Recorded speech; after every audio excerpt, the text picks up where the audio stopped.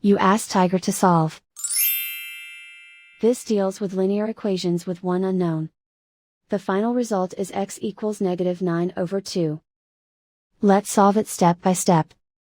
Isolate the x. Multiply both sides by inverse fraction 3/4.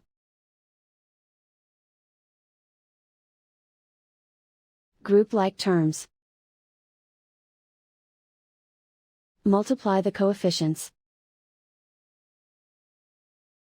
Simplify the fraction. Multiply the fractions. Simplify the arithmetic.